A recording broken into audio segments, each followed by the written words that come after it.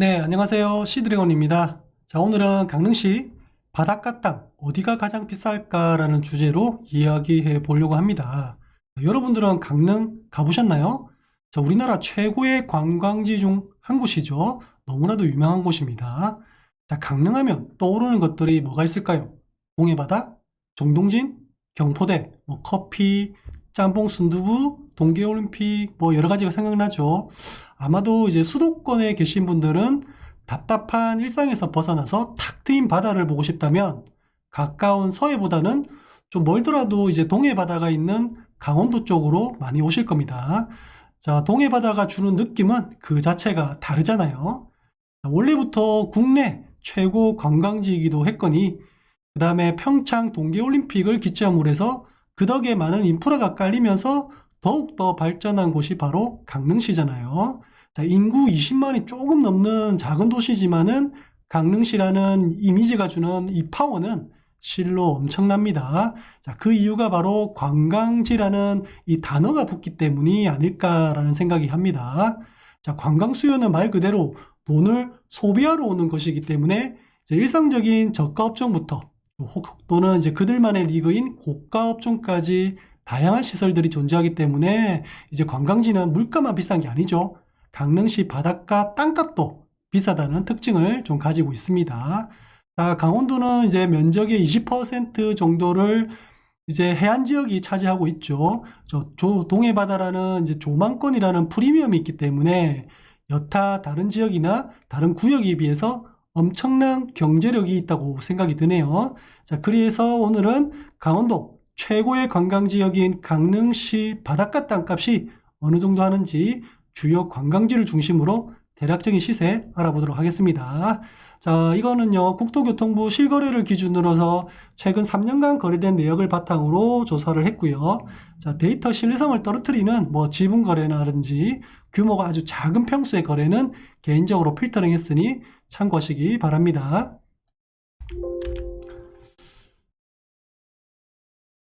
자, 강릉시 해변 관광지를 기준으로 해서 평당가 최고가에 거래된 실거래를 바탕으로 강릉시 안에는 어느 지역의 땅값이 가장 높았는지를 알아봤고요. 자, 카페거리가 있는 이제 안목해변부터 해서 송정해변, 그리고 강문해변, 그리고 사근진해변, 그 다음에 사천진해변, 그리고 주문진항까지 이렇게 실제 관광객 수요가 많은 이제 주요 해변가 위주로 선정을 했고요.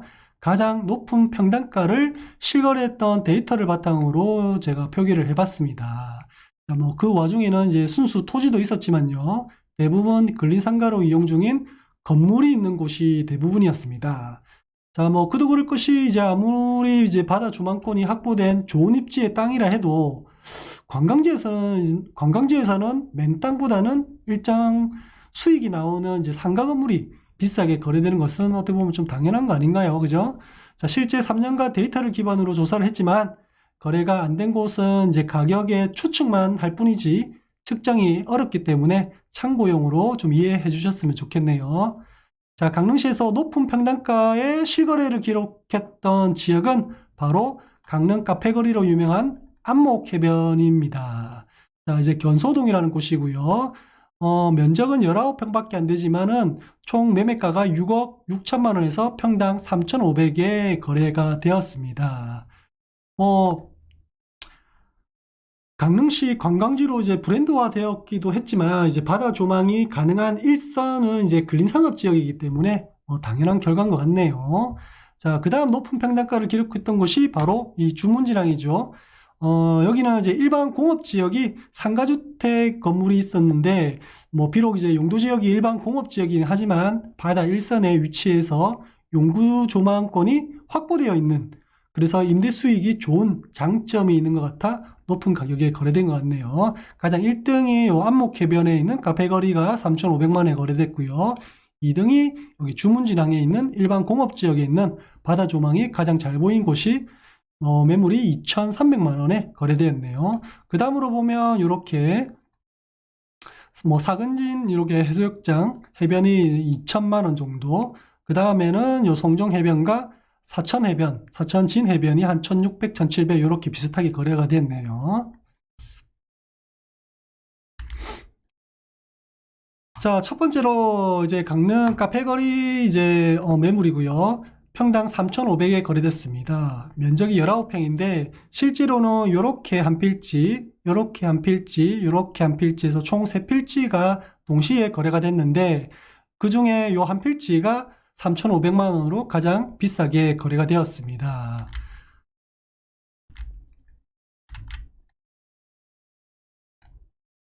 자, 실제 거래되었을 당시의 모습은 이렇게 빈 땅이었고요.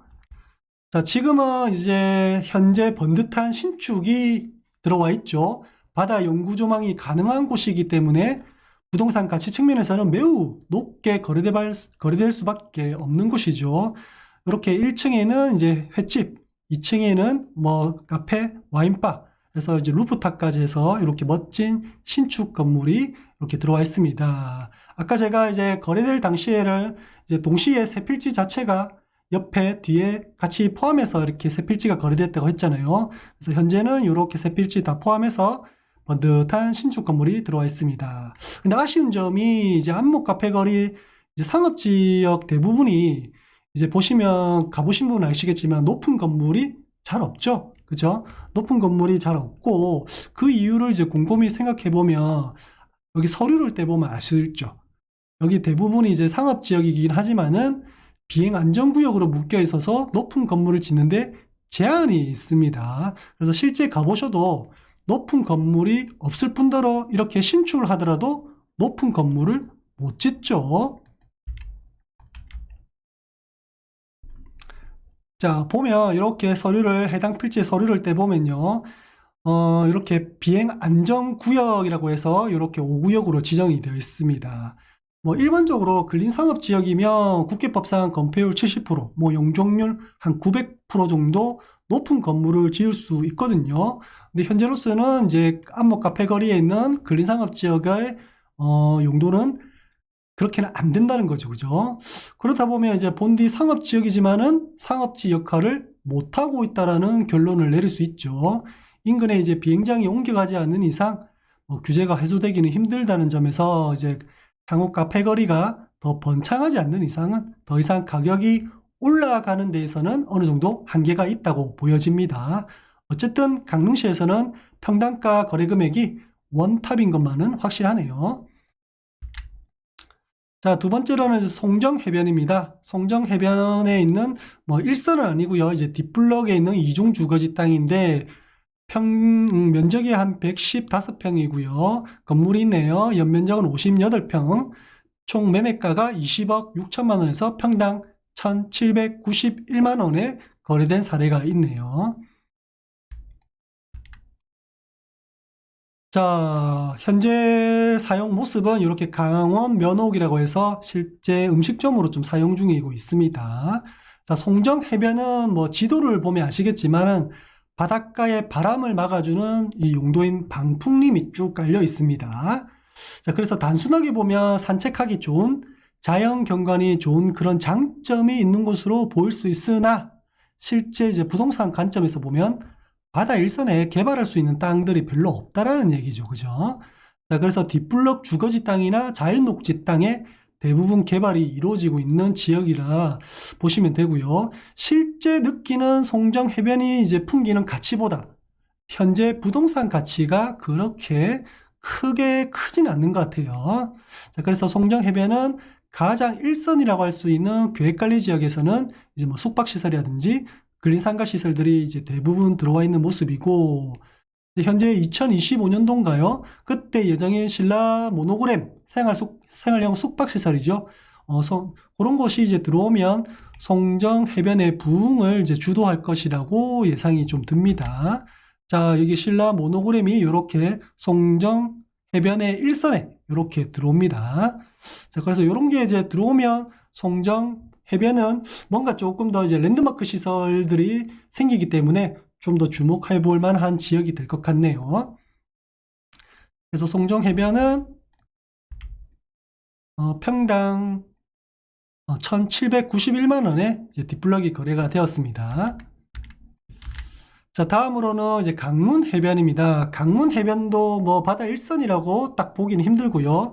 이렇게 뒷블럭에 있는 2차선 도로를 낀 그런 매물이라고 보시면 됩니다. 면적은 총 59평에 있는 순수 토지이고요. 금액은 5억 9천만 원, 평당 1천만 원에서 이렇게 거래가 되었네요. 실제 모습 볼까요? 자, 실제 모습은 이렇게 나대지 상태로 되어 있고요. 주변에 이렇게 주택이 있는 2차선 도로를 접한 그런 땅이 되겠네요.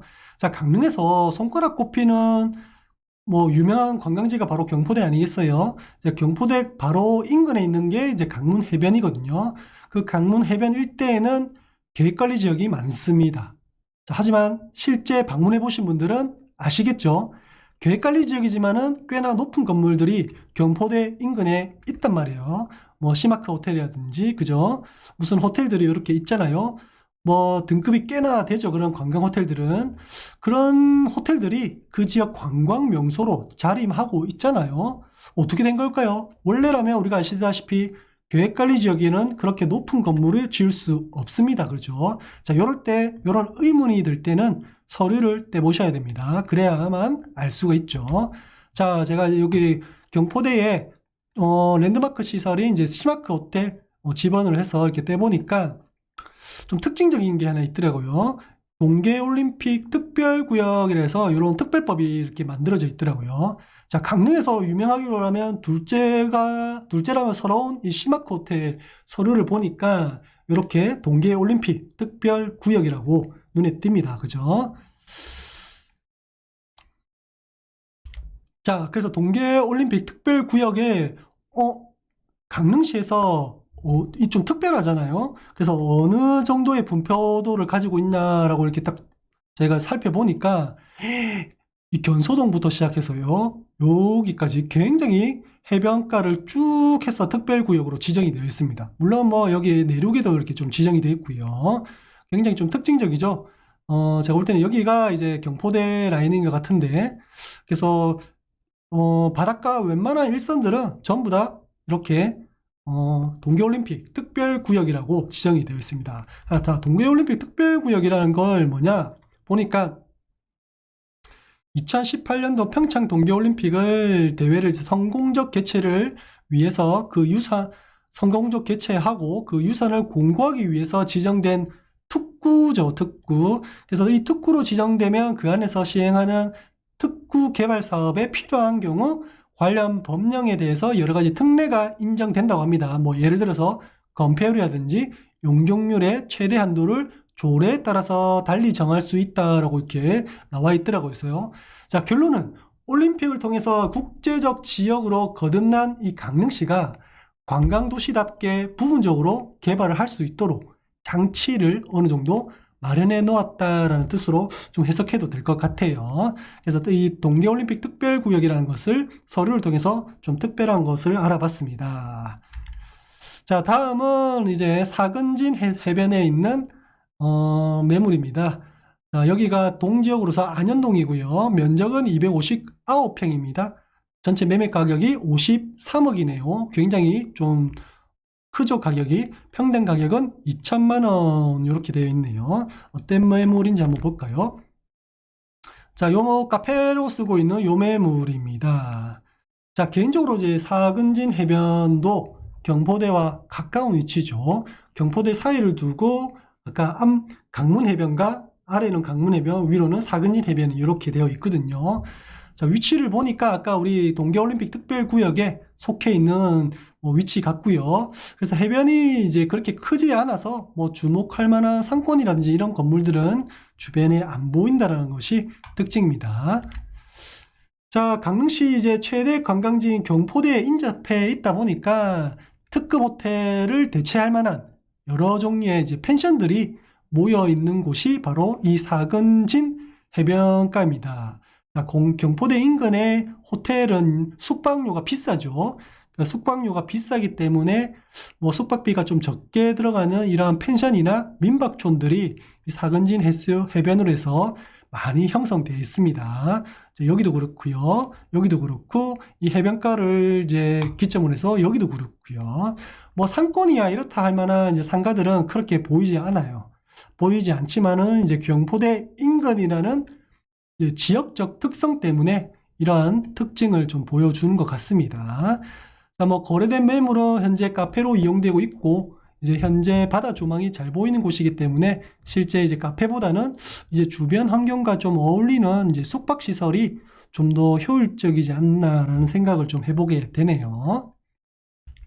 자, 다음은 이제 사천진 해수욕장으로 해변으로 갑니다. 사천진 해변을 보면 이렇게 상업지역이 이렇게 잘 분포되어 있네요. 우리 아까 안목해변에서 봤던 것처럼 근린 상업지역이 이렇게 크게 분포되어 있습니다. 자, 면적은 52평이고요. 연면적이 28평인 가게가 있네요. 자, 매매 가격은 8억 5천만 원에 거래됐고요. 평당 금액은 1,624만 원에 이렇게 상업지역에 거래가 되었습니다. 한번 실제 매물 볼까요? 실제 매물은 이렇게 바다에 앉아서라는 카페로 운영되고 있는 좀 나지막한 감성 있는 카페인 것 같아요. 자, 사천진 해변은 뭐 사천진항, 요 사천진항을 끼고 있고, 사실 아까 우리가 상업지 이렇게 많이 분포되어 있잖아요. 이렇게 도심의 형태를 띠고 있기 때문에 항구가 있기 때문에 그와 관련된 시설에 뭐 횟집이라든지 뭐 건어물 가게라든지 주문진처럼 그런 것들이 잘 활성화되어 있어요. 자, 기본적으로 이제 도심 형태를 띠고 있기 때문에 기존에 있는 이렇게 마을 주민들도 거주하고 있는 모습이고요. 오션뷰를 타겟으로 하는 신축 아파트도 이렇게 들어오고 있죠. 아무래도 이제 상업지역이라는 희소성 때문에 향후 이제 개발 바람을 타면 시행부지로 좀 활용될 가능성이 굉장히 높은 지역이죠. 그래서 나름대로 좀 기대가 되는 곳이긴 합니다. 자, 뭐 위치는 도심권에서 좀 멀어지긴 했지만은 그래도 실거래 가격이 말해주듯이 아마 강릉시 해변 라인 중에서는 그나마 좀 중간 정도 가격대를 형성하고 있는 것 같아요. 자, 다음은 이제 주문진입니다. 주문진. 이 물건은 상업지역에 있는 물건은 아니고요. 일반 공업지역에 있는 물건입니다. 평수는 65평이고요. 연면적은 189평으로 총 매매 가격은 15억 2천만 원에 거래됐고요. 평당 가격이 2,300만 원입니다. 야, 이거 상업지역이 아닌데 일반 공업지역인데 2,300만 원에 거래됐어요. 굉장히 좀 높은 가격에 거래된 거죠. 한번 볼까요? 자, 여기입니다. 자, 이렇게 1층은 뭐 횟집으로 이렇게 뭐 사용되고 있고요. 근리상권으로. 2층부터는 이렇게 다가구로 해서 뭐 원룸이나 이런 형태로 좀 사용되고 있습니다. 아무래도 이제 상가주택이라고 보셔야 되겠죠. 뭐 숙박으로, 농어촌 민박으로도 이용될 수도 있을 것 같고요. 자, 뭐 주문진은 워낙 유명한 곳이죠. 뭐 바다를 낀 도시 중에서 뭐 주문진 같은 이런 기능을 하는 곳은 뭐 여러 가지 있죠. 부산으로 치면 뭐 자갈치라든지 이런 것들, 뭐 포항에도 그런 게 있고요. 뭐 나름대로 관광지에서 좀 감성을 좀 주죠. 이런 지역들이. 자, 주문진도 주문진 항이 있어가지고 그와 관련된 시설들이 횟집, 건어물 등 이렇게 판매하는 이제 거대한 상권이 형성되어 있죠. 직접 가보신 분들은 아마 아시겠지만 이제 건어물 가게들로 굉장히 붐비는 메인 도로변에는 차량이 엄청 혼잡할 정도입니다. 그만큼 굉장히 유동인구가 많다는 뜻이죠. 자, 주문진이라는 지역 브랜드도 있겠지만은 실제 현지에서 이제 지역 특산물 같은 것을 구매해보고 싶은 이 욕구가 막 생기는 그런 분위기라서 그 자체는 정말 살아있는 그런 분위기인 것 같아요. 그래서 주문진 굉장히 유명한 관광지입니다.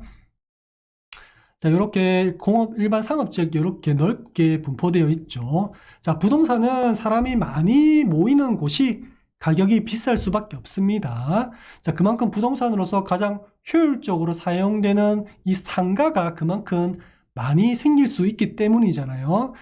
이렇게 상업지역이 이렇게 넓게 분포되어 있는 곳은 상권이 이렇게 커지자 보면 자연적으로 부동산 가격도 함께 오를 수밖에 없잖아요. 이거 진리입니다. 진리. 부동산에서는.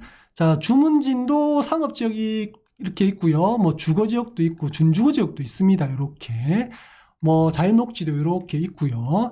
이렇게 도시 구조를 갖춘 곳이기 때문에 기본적으로 땅값이 비쌉니다. 이렇게 상업지, 주거지, 녹지 이렇게 도시 구조가 도심화된 곳은 기본적으로 비쌉니다.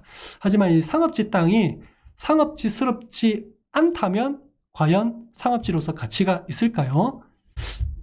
자, 주문진 내 상업지의 분포도 이렇게 엄청나게 크죠. 꽤나 넓은 편인데 높은 건물은 잘 못 봤죠, 그죠? 높은 건물로 활용되기에는 곳곳에 이 점포들이 너무 많아가지고 이렇게 상업지가 개발되기에는 이해관계가 굉장히 복잡하죠. 그래서 개발이 좀 적극적으로 개발이 되기가 힘들지 않을까라는 생각이 좀 듭니다. 자, 일반적으로 도심의 시장 같은 곳은요, 개발하기 정말 힘듭니다. 그래서 이 주문진도 관광 수요가 더 늘어나서 가격은 어느 정도 일정 구간에 딱 오를 수 있겠으나 속초나 양양처럼 이제 시행부지로 활용되어서 높은 거래가를 기록하기에는 조금 어려워 보이지 않나라는 생각이 드네요. 자, 강릉시 바다를 길게 접하고 있는 도시답게 우리가 크고 작은 해변 많았죠, 그죠? 그래서 이제 관광 수요가 매우 풍부한 도시입니다. 강릉시는요. 그런 특징 때문에 강릉시 해변이 주는 이 주요 지역들이 부동산 가격의 실거래를 저희가 이렇게 안목, 송정해변, 그 다음에 강문해변, 그 다음에 사근진해변, 사천진해변, 주문진까지 이렇게 살펴봤습니다. 뭐 이걸 조사하면서 조금 아쉬운 점이 있다면 강릉시는 뭐 해변 지역 개발에 그렇게 큰 힘을 쏟고 있지 않다라는 좀 느낌을 좀 받았어요. 내륙에 비해서요. 그래서 좀 내륙 개발에 조금 더 적극적인 면을 좀 가진다라는 좀 특징적인 면을 저는 좀 느꼈습니다. 자, 최근 3년간 실거래된 데이터를 바탕으로 해서 그 지역의 시세를 뭐 다 반영할 수는 없지만은 개인적으로는 개인적 생각보다 이제 강릉시 바닷가 땅이 뭐 그렇게 크게 높진 않다라는 그런 느낌을 좀 받았습니다. 상대적으로 다른 지역에 비해서요. 자, 그래서 결론. 강릉 바닷가 땅 중 가장 비싼 동네는 안목해변에 있는 카페거리 상가 건물이다라는 결론을 내렸습니다. 그래서 순서로는요, 안목해변이 가장 비싸고요. 그 다음에는 주문진항, 그 다음에는 사근진, 여기 있는 경부대 인근에 있는 사근진 해변, 그 다음에 송정 해변, 그 다음에 사천진 해변, 그 다음에 이제 강문 해변, 이렇게 순으로 높은 평당가를 기록을 했습니다.